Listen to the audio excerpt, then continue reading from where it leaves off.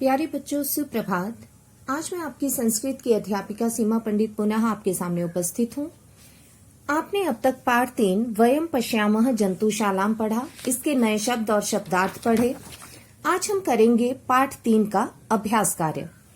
अभ्यास कार्य में पहला प्रश्न है, चित्रम ध्यानेन पश्यन्तु लिखितानि नामानि पठन्तु च। इसमें आपको बहुत सारे पशुओं के चित्र दिए गए हैं। आपने ये ध्यान से देखने हैं और उनके नामों को पढ़ना है, जो आप पहले भी कर चुके हो। पशुओं के नाम आप पहले भी कर चुके हो, आपको लिखवाए जा चुके हैं। आपने ये नाम याद करने हैं। तो आइए चलते हैं प्रश्न नंबर 2 पे। प्रश्न नंबर 2 है, अधुना लिखन्तु एते के। आपको चित्र दिए गए हैं, इन्हें ध्यान से देखना है और लिखना है कि ये कौन है। अधुना मतलब अब, लिखन्तु मतलब लिखिए। अब लिखिए एते ये के कौन है। तो चित्र देखकर आपको इनके नाम लिखने हैं। एषः डैश अस्ति। एषः मतलब यह। चित्र दिया गया है सामने शेर का। यह डैश है। कौन है? शेर को संस्कृत में क्या कहते हैं? सिंह। एषः सिंह अस्ति। दूसरा है, एषः डैश अस्ति। हाथी का चित्र दिया गया है, तो आप क्या लिखोगे? गजः। हाथी को संस्कृत में कहते हैं गजः। एषः गजः अस्ति। नीचे चूहे का चित्र है, तो चूहे को संस्कृत में कहते हैं मूषकः। तो आप क्या लिखोगे? एषः मूषकः अस्ति। फिर है ऊंट का चित्र। एषः डैश अस्ति। एषः मतलब यह और अस्ति मतलब है। यह डैश है। क्या है? ऊष्ट्रः। ऊंट को कहते हैं ऊष्ट्रः। अगला, एषः डैश अस्ति। यह डैश है। क्या है? कुत्ता है। कुत्ते को संस्कृत में कहते हैं कुक्कुरः। तो आप रिक्त स्थान में क्या लिखोगे? कुक्कुरः। एषः कुक्कुरः अस्ति। अब है विलाव का चित्र दिया गया है। एषः डैश अस्ति। तो आप क्या लिखोगे? विडालः। एषः विडालः अस्ति। फिर है गाय का चित्र। एषा। अब देखो बच्चों, बाकी सब में एषः एषः लगा था क्योंकि वो पुल्लिंग शब्द थे, लेकिन जो गाय है वो क्या है? स्त्रीलिंग। इसलिए यहाँ क्या लगा? एषा। एषा डैश अस्ति। गाय को संस्कृत में कहते हैं धेनुः और गौः। तो आप धेनुः भी लिख सकते हो और गौः भी लिख सकते हो। एषा धेनुः या गौः अस्ति। आगे है घोड़े का चित्र। एषः। अब देखो फिर से एषः लग गया, अर्थात यह पुल्लिंग है। एषः डैश अस्ति। घोड़े को संस्कृत में कहते हैं अश्वः। एषः अश्वः अस्ति। एषः डैश अस्ति। क्या है? भालू, और भालू को कहते हैं भल्लूकः। एषः भल्लूकः अस्ति। अब है बंदर। एषः डैश अस्ति। यह डैश है। क्या है? वानरः। एषः वानरः अस्ति। आगे करते हैं प्रश्न नंबर 3। उदाहरणं पठित्वा रिक्त स्थानानि पूरयन्तु। आपको यहाँ पंक्ति दी गई है, इसके सामने आपने लिखना है कि यह कौन है। उदाहरण है, यह वृक्षे कूर्दति सः। यह जो वृक्ष पे कूर्दति कूदता है, सः वह। कौन कूदता है वृक्ष पर? वानरः। तो क्या हो गया इसका उत्तर? वानरः। इसी तरह आपको हर पंक्ति में एक एक विशेषता बताई गई है। आपको उसे ध्यान में रखते हुए उससे संबंधित पशु का नाम बताना है। यह तीव्रम धावती सः। जो तेज, तीव्रम मतलब तेज, तेज दौड़ता है। धावती मतलब दौड़ता है। वह कौन दौड़ता है तेज? मृगः या अश्वः। दोनों में से आप कुछ भी लिख सकते हो। घोड़ा भी तेज दौड़ता है और हिरन भी। मृग अर्थात हिरन। तो क्या आएगा? अश्वः या मृगः। यह वनराजः अस्ति सः। जो वन का राजा, वनराजः मतलब वन का राजा है, वह कौन है? सिंहः। कौन है वन का राजा? सिंहः। भारम वहती सः। यह भारम वहती, जो भार वहती मतलब उठाता है। कौन ढोता है भार? गर्दभः, गधा। अगला है यह मरुस्थले सहायकः भवति सः, जो मरुस्थल में, मरुस्थल कहते हैं रेगिस्तान को, सहायकः मतलब सहायक या सहायता करता है या मददगार, भवति होता है। जो मरुस्थल में सहायक होता है वह कौन होता है मरुस्थल में सहायक? ऊष्ट्रः अर्थात ऊंट। श्नहे श्नहे चलती सः, यह श्नहे श्नहे चलती सः, श्नहे श्नहे होता है धीरे धीरे, जो धीरे धीरे चलता है वह कौन चलता है धीरे धीरे?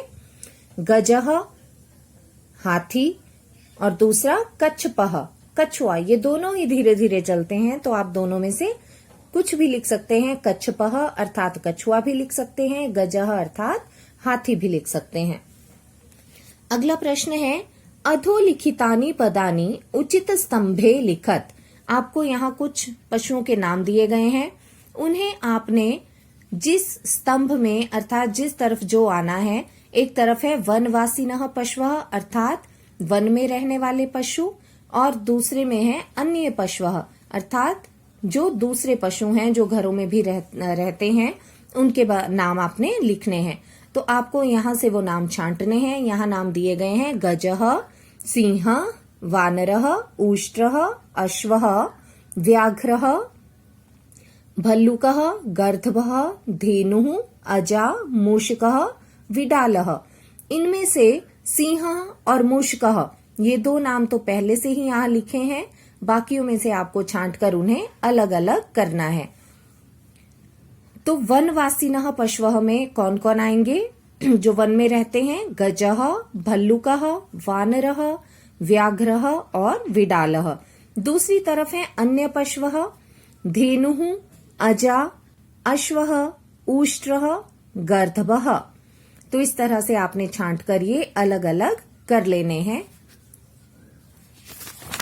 अगला प्रश्न है उचित शब्देन मेलन कुरुत। यहाँ आपको कुछ पशुओं के नाम दिए गए हैं और उसके सामने उन पशुओं से संबंधित विशेषताएं दी गई हैं जो आगे पीछे दी गई हैं। आपको पढ़नी है और बताना है कौन सी विशेषता किस पशु की है। तो पहले मैं पशुओं के नाम पढ़ देती हूँ। सिंह, अश्वः, गर्दभः, गजः, कुक्कुरः, विडालः, वानरः। अब यहाँ विशेषताएं हैं। चपलः, चपलः होता है शरारती या चंचल। दुग्ध प्रियः, जिसे दूध पसंद हो। धावकः, जो दौड़ता हो। स्थूलः, मोटा। भारवाहकः, भार ढोने वाला। पराक्रमी, शूरवीर। स्वामी भक्तः, जो अपने मालिक का भक्त हो। तो अब आपने देखना है इनमें से किसकी कौन सी विशेषता है। सिंह, सिंह की कौन सी विशेषता है? सिंह अर्थात शेर कैसा होता है? पराक्रमी, बहुत शूरवीर होता है। तो इसके साथ आप इसको मिला लेंगे, आगे नंबरिंग कर देंगे। अश्वः, घोड़ा, घोड़ा कैसा होता है? दौड़ता है ना, तो इसकी विशेषता हो गई धावकः। घोड़ा जो है वो धावक होता है अर्थात दौड़ता है, दौड़ने वाला होता है। तो इसके साथ इसको मिला लेंगे। गर्दभः, गधा क्या करता है? भारवाहकः, भार ढोता है। तो गर्दभः भारवाहकः। गजः, गजः कैसा होता है? हाथी। स्थूलः, मोटा। गजः स्थूलः। कुक्कुरः, कुत्ता कैसा होता है? स्वामी भक्तः, जो अपने मालिक का भक्त होता है। विडालः, विलाव। दुग्ध प्रियः, दूध बहुत पसंद है विलाव को, तो विडालः के साथ दुग्ध प्रियः। वानरः, बंदर बहुत शरारती होते हैं, बहुत चंचल होते हैं, तो चपलः। वानरः चपलः। तो इस तरह से आप नंबरिंग कर देंगे और पशुओं के नाम को किससे मिलाएंगे? उनकी विशेषताओं के साथ।